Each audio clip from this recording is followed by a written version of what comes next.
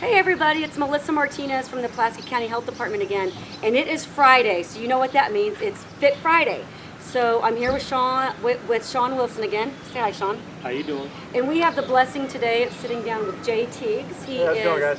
He is a captain in the United States Army and a really good friend of mine, and he is an inspiration to a lot of people here in Pulaski County.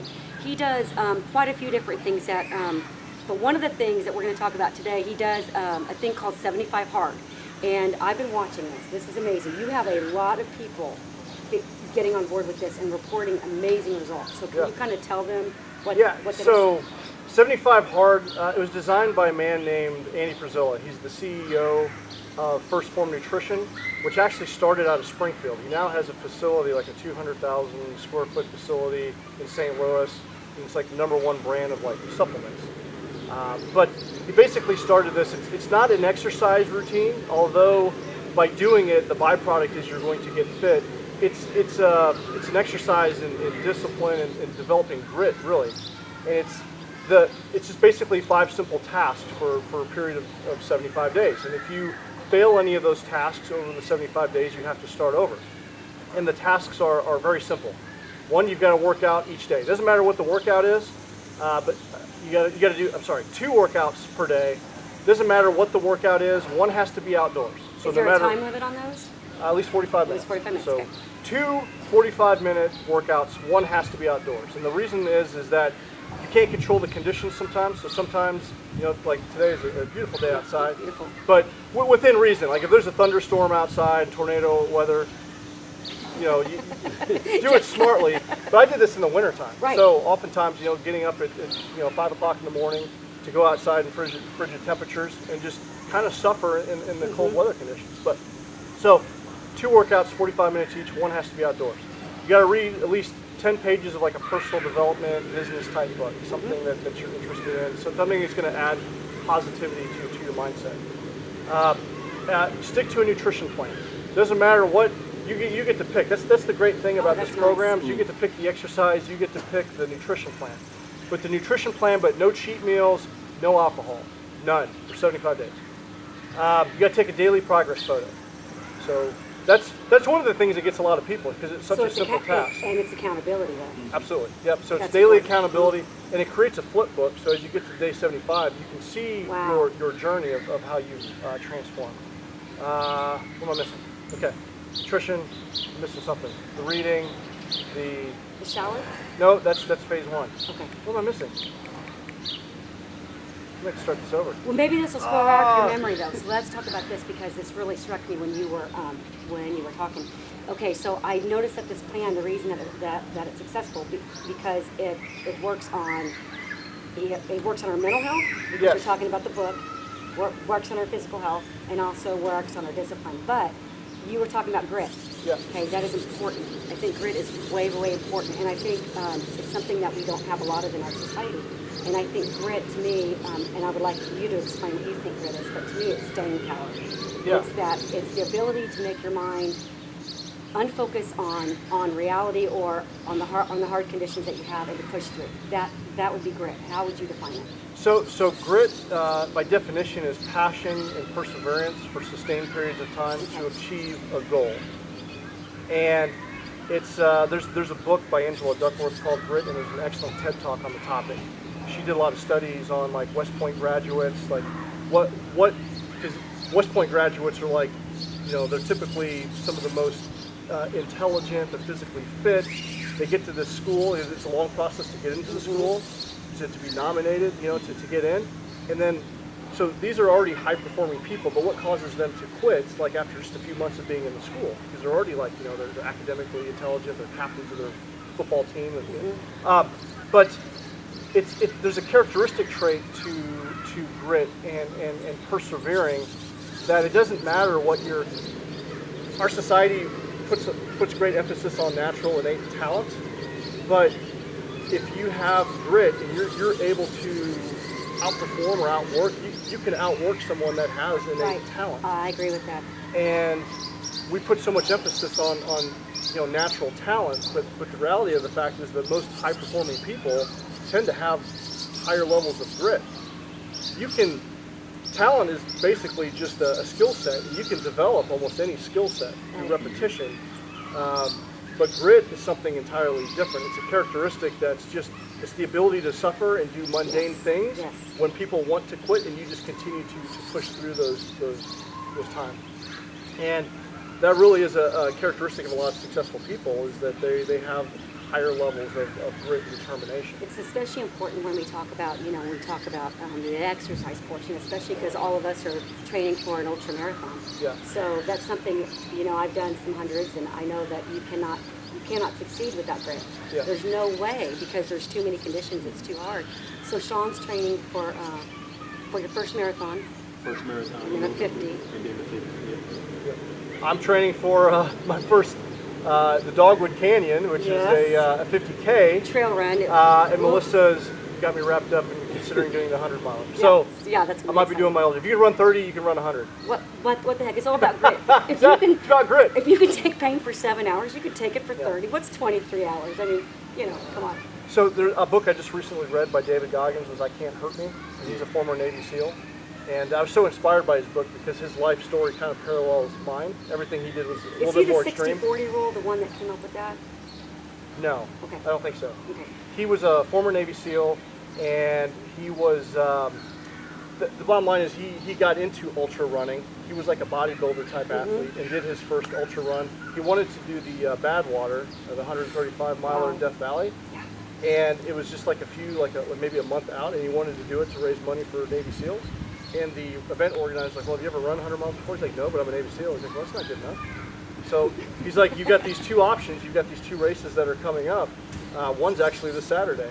So he had not trained at all, basically showed up, and it was like down in San Diego where they ran around a track for 100 miles. It was like all these elite endurance runners.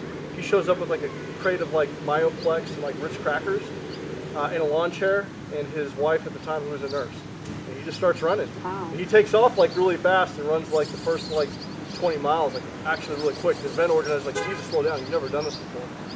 Basically, he hits the wall at mile 70, completely falls apart, to the point where he's defecating on himself, he's urinating blood, and he still had so much grit and determination to finish this race, and he still had time. If he started running again, he could make the time, and that's what he did. He got kind of cleaned himself off a little bit and just ran through the pain. He said it was the most excruciating pain of his life, and he made it through.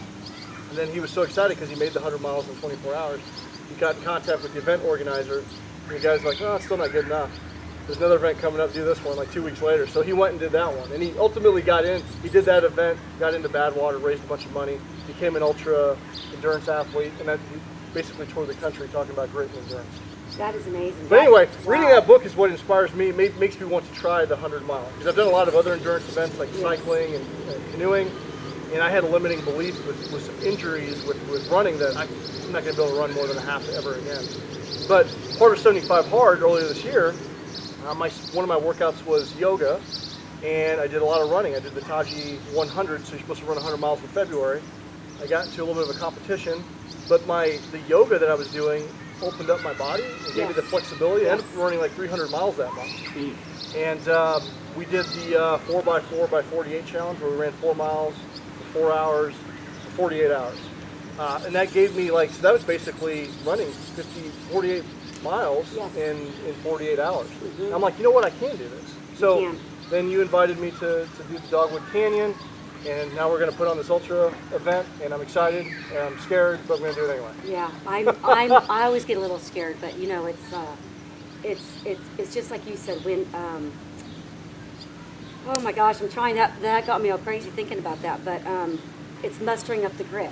Yeah. And that's what it builds on too, but your training will build on that as well. Absolutely. So I'm super excited. And Sean? I got a question. There's a couple of things. One, you mentioned earlier about discipline, and I was actually just talking about this yesterday about my discipline required discipline. Yeah. I was out running, and I think that what you was mentioning about the 75 Hard is you got to have discipline. You have to have 2 levels of discipline. You have to have the discipline to stick with the plan, and then you have to have the discipline to do what you're supposed to do every day. You can show up. That's the first level of discipline. But sticking to your plan is the second level of discipline that you got to have. Definitely. But what is how would you answer?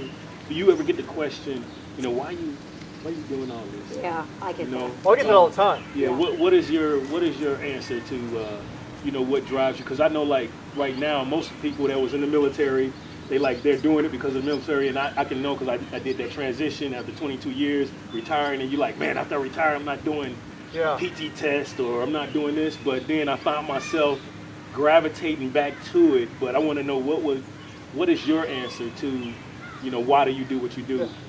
That's a good question. The fifth thing was a gallon of water. It was Gallon like, of water. How did I Yes, forget yes, that? yes. I guess I was camera shy. The gallon of water. But to get to your question, discipline. So for me personally, I grew up in a very humble beginnings and kind of like an abusive home. It was an emotionally and physically abusive situation. There wasn't a lot of hope for me. My first interaction with a positive role model was my cross country coach. I had a paper route in Clarksville, Missouri, and I worked at a very early age, mowing yards and delivering newspapers. And we had a new coach. He was a college level athlete, but he just graduated college, so he came there and wanted to put together a team. And he basically took interest in me, and he knew that I was fit because I was riding my bike every day. So he's like, hey, why don't you come out to the cross country team? And for the first time in my life, I had someone that was a positive role model that forced me to kind of raise my ambition a little bit. I had hope for the future because I didn't, like everyone else in my family, like nobody graduated high school. And a lot of people went down the path of drugs and crime. And I was kind of destined to go down that same path. But I knew I wanted to get out of the situation, but I didn't know how. So he invited me to cross country. And for the first time, the other kids on the team were like from good families. And I learned discipline. I was put in uncomfortable situations, and he really instilled a level of teamwork and endurance. And it ultimately ended up joining the military. It gave me levels of confidence. And I've always held on to that because I was able to, it was so important to my upbringing, just enduring and being part of a team, doing difficult things every day. And it translated well in the military because, as you know, in the military, you're expected to do difficult as soon as you get to basic training. They're putting you through the ringer there. And there's a level of like achievement that you get when you suffer, and being able to endure is just something that was always just very important to me. Like I knew if I could do this run or this race, I could do nearly anything else because I could always revert back to something. If I had a challenging task at work, I could revert back to a time that I was suffering somewhere else and I was able to push through. Yeah. And so I just kind of want to push the limits of my own human endurance to see what I could ultimately do. And so that's why putting myself in these situations is so important for me. And I recently read a book called A Man's Search for Meaning by Viktor Frankl. And he basically endured the Holocaust. He was a psychologist that endured the Holocaust. And there's basically three reasons for living in life. One is for your work, having passion for what you do, your relationships, love for other human beings, and then suffering, being able to suffer through tragic things. Because when they were in the concentration camps, they were put through the most horrific, horrific experience possible, and they were enduring this thing with no hope in sight. And some people wanted to endure and push through, and other people, they could tell, like, this guy's going to check out in like 2 days, he's going to be gone. And they were like breaking these people off, so he really started kind of studying that.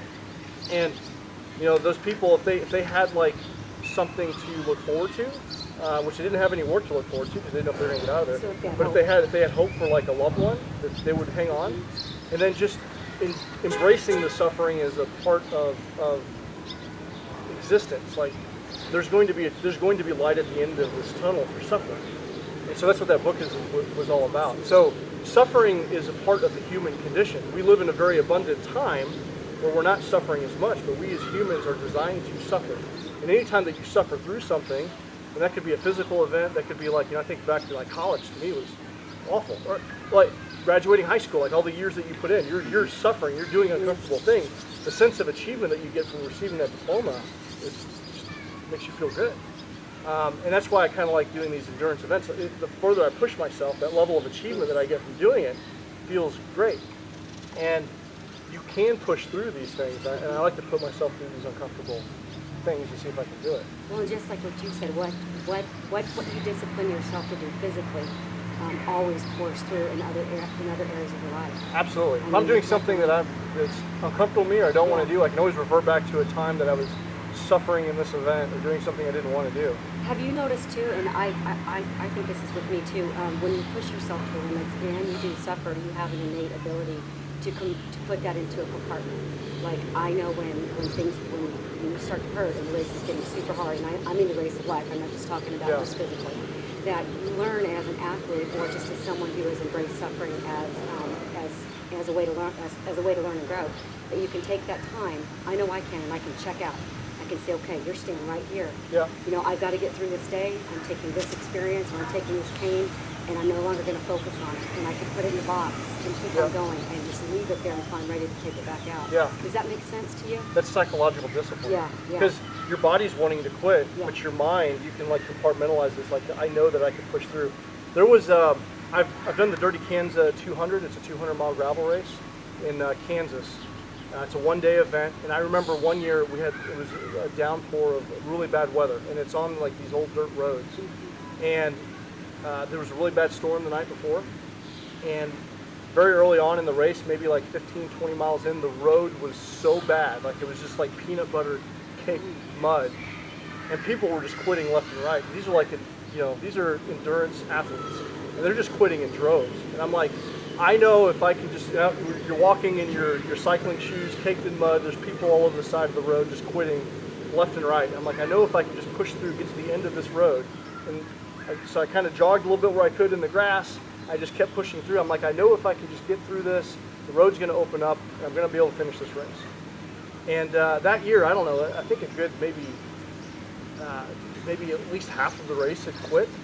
But those that actually made it through and pushed through to that road, because when that road finally opened up a couple miles in, the rest of the day, the conditions were miserable, but they weren't that bad. And we were able to finish actually cycling the rest of the day. I was actually able to finish, I think I finished in like 18 hours or something like that. But if I would have quit early, I wouldn't have got to that opening. But everyone thought that the rest of the day was going to be like that. I'm like, I know if I can just keep pushing through, I'm going to be able to make this. You know, I love that you said that, because I think a lot of times we're not successful in a lot of things because we look at the short-term gain. Yes. So it's just, let's just throw out a marathon here at 26.2. If you're looking at mile 20 as your goal, you may quit at mile 20. Yeah. But if you're looking at 26.2, when you're at 20, where people that's typically the wall between 17 and 20 is when people typically hit the wall. But if you're so focused on the finish line, when you hit that wall, you're going to do anything to break it down. Absolutely. I mean, you are not going to stop. Yeah. That's where the race begins in the marathon, is at mile 20. Ooh, you gave me goosebumps. That's where you hit the wall. I've done a couple marathons, and that's, the first 20 are, you're on a lot. But as soon as you hit that wall is like where you like have that moment, like, what am I doing? Why am I here? Why? Every fiber in your body wants to quit. Yeah. And you have to choose or decide right then if you're going to finish this thing or not. And when you make that choice to finish, that's why finishing a marathon, you cross the line. And cry. Amazing. Yeah. So many people cry. Yeah. Would you say? Oh, I'm sorry. Go ahead. Well, I think I've cried. Same with like the Dirty Kansas. Like I get emotional, and when I did the MR 340, like I cried. Yeah. I cried because every one of those races, I've hit that wall where you have that conversation with yourself. Well, it's the culmination of, even before we step up to the start line, we've got hundreds of miles in training. Yeah. Hours and hours and hours. I know, bloody toes, you know. So, are we scaring you? No. About your marathon? I mean, my mindset is like what you just explained. For most people that's out there, they're like, I'm not doing 50 miles or 50K or 50 minutes. Mm-hmm. But I think that suffering is like something that's individual and it's personal. Yeah. And I think like everyone that is watching today, you can start today by challenging yourself, and I think that's what the whole message is with the 75 hard and everything else is about, really learning about yourself as an individual. And as you endure that suffering, I heard this message somewhere before, but as you endure this suffering in life, it's like you really start to learn who you are. You're more confident in who you are and where you can go. Absolutely. And you learn to just kind of, you see obstacles as opportunities. Instead of just barriers, That's a great way to put that. And that's the way I looked at it. We used that going out the back gate when I first started riding my mountain bike, and I didn't know where the actual end of the gate was, like going out towards I forgot, the airport, that way Yeah, going yeah. all the way back. So I didn't know where the distance was in my mind. So I'm like, okay, I get to a certain point and I said, okay, we're gonna turn around here. And I had my family with me and I'm like, man, we wasn't nothing but 2 miles away from the end. Wow. But as soon as I go there, now the post is too small. Like I need someplace else to Yeah. go I because love that. I outgrew what I thought was big. Yeah. And once you do it, like if you do 10, you can do 2. If you Absolutely. do 20, you can do, you can do But 10. you I mean, gotta it's like, start. You gotta Right. stretch your mind and your body will grow with it. You know, and this is where it all starts. Absolutely. It really starts in your mind. I like what you said about opportunities, because like right now, this is 2020 is a tough year, and there's. Yeah. I was talking with someone the other day. There's 3 types of people right now. There's people that are absolutely living in fear with everything that's going on. They're paralyzed by it, and they're having like really tough times. There's other people like looking around. They're wearing their masks. They're going to work each day. They're just trying to get by. And then there's people looking for opportunities. They can't control what's going on, but they're looking at opportunities in business to add value or focusing on themselves. And 75 Hard, we've got a group of about, the group we've got about 40 people, but if you look up the 75 Hard hashtag, there's so many people doing it Yeah, right now. I've seen that. They're doubling that. I'm so focused on getting through my tasks each day and my own personal development that I'm not even focused on what's going. I can't control what's going on in the world right now, but I can control myself and what I can do. And by going through the 75 Hard process, it's kind of put blinders on the things that don't really matter. It really makes you focus on prioritizing things that are important. You say no to things more often because you've got to get through these tasks, and it makes you better at time management, and you become crystal clear on who you are as a person. And that's one of the greatest things. And everyone that's gone through the program has said the same thing. It really gives you mental clarity because you have to say no and really concentrate on the things that are important. Because you're worried about getting those 2 workouts in, reading those 10 pages, doing the photo, drinking your gallon of water, that consumes a lot of your day already. And you get fit in the process, and you become really crystal clear on who you are.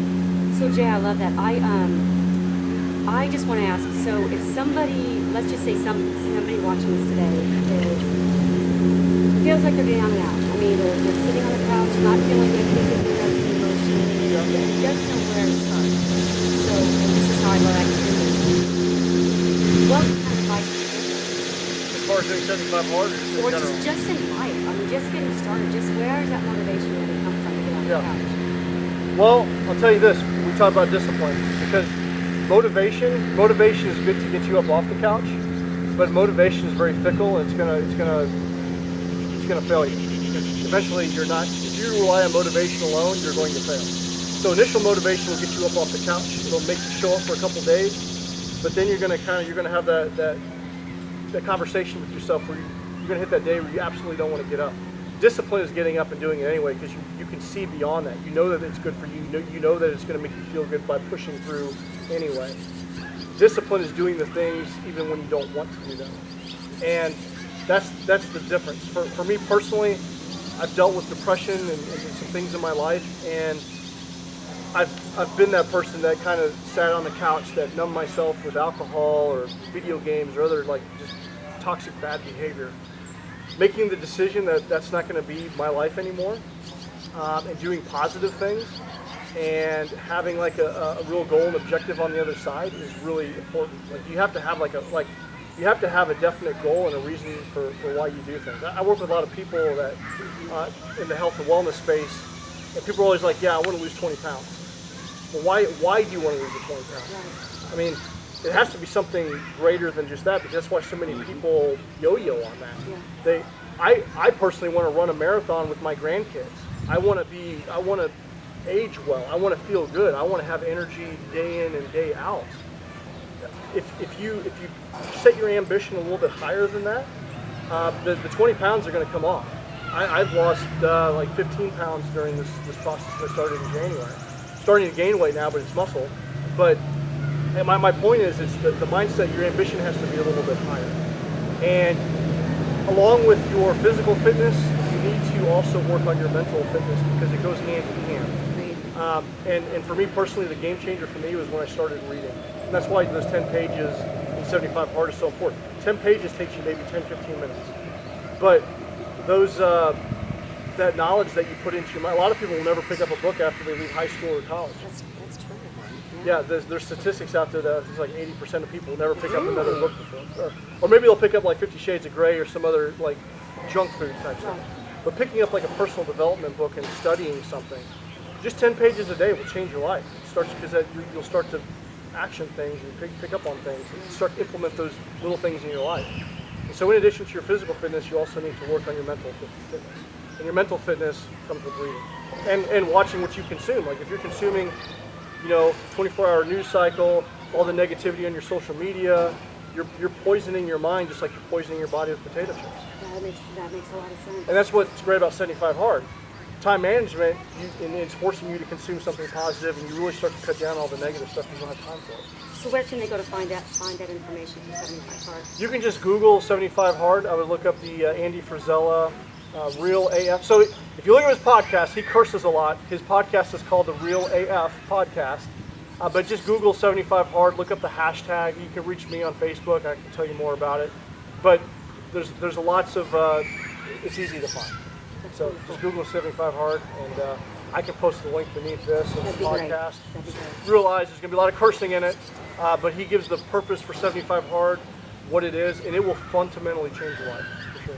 Well, Jay, we appreciate you spending time with us today. I know I'm inspired. I mean, wow. I mean, I listened to David Goggins. Yeah. And, so I heard those stories before, and that was one of the things that I used to listen to his. I used to listen to his podcast. There was one mix on discipline. Yeah. When I was running when I first started. Yep. And then I got rid of it because I didn't need it then. And then I remember one time my batteries went out. Yep. My phone. And my music. Well, I didn't need it. I didn't need anything else external. Yeah. And I started to just push. But I really appreciate everything that you shared today because it confirms a lot. And then I think a lot of people be inspired by it, just knowing that everyone feels that way when they go to work out. It's not always like, it feels good. Yeah. I mean, you have to fight to get to that point and go out and do it anyway. No. It's so worth it. It's so worth it. For me personally, if I didn't have something to train for, I probably wouldn't work out. The times that I start slipping and I like to work out is when I don't have something to train for. I So agree with that. having something to train for forces me to do it every day because I need that every day. Because there's days I don't want to do it. Like last night I got home, I was tired when I got home. I had to run 4 miles. I'm like, you know what? I'm going to do this anyway. So I put some music on, and usually it's the initial putting your shoes on, and just hitting the treadmill or what. That's the hardest part. Once you get going, you start to get in your flow. Like, okay, you start feeling better. Your body's like, okay, it's time to do this thing. When you're done, you get those endorphins. You feel good. It's just putting your running shoes on is the hardest part. And you don't have to run a marathon. You don't have to run a 50-miler. Train for a 5K. Yeah, Do start with the something 5K. simple. Exactly. But it's so important. It's been such a huge. Running has fundamentally changed my life. I owe where I'm at today due to running, and it will be there for the rest of my life because of that. Changed the trajectory of my life. And I'm just going to throw this out there too. As people age, if you guys are watching this and saying, well, I can't run, there's a lot of different things that you can do. You can do the intervals, which are really, really great, which is a run-walk method, and you guys can contact me or Jay, because both of us are running coaches. But as we age, we do need to modify a little bit, but we don't have to stop. I'm not stopping, and you're not stopping, and I know you're not stopping. We've had this conversation before. We're just going to modify it. And if we're out there, even if we're going slow as molasses, if my hands are moving like this, if I look like I'm walking and I'm 85, in my mind I'm running, and I'm going to be good with that. A lot of my 75 hard workouts, my second workout was an active recovery. It was yoga or walking. So I did a lot of walking. And you can a good long walk is good for fat burning. Absolutely. I like to ruck, so putting on a backpack with like 10 pounds in it and just walking in the neighborhood. One, it's almost a form of meditation, so it's good for your mental health. You can do this with your kids. Like I take my kids walking, so you have good conversations with people, and it's just good active recovery. It's just to be good out, getting some sunshine, some vitamin D, getting connected with nature, fresh air. And I've really learned. I didn't really do many walks until 75 hard, but now, so I'm off the phase program. Like there's 4 additional phases, so I'm kind of in between phases, but I'm still doing all the things, all the tasks from the 75 hard, and I really appreciate the walks. So I took the kids out late last night, and we walked a little bit. Had a great conversation. We're unplugged from the TV and just talking to each other. And, it's a great way to move your body before you go to bed at night. Hey guys, well, we hope this inspired you in some way to make some changes. You know, start off small, and small changes become big. Yeah. And so, Jay, we thank you. Sean, thank you. And guys, we'll see you next Friday.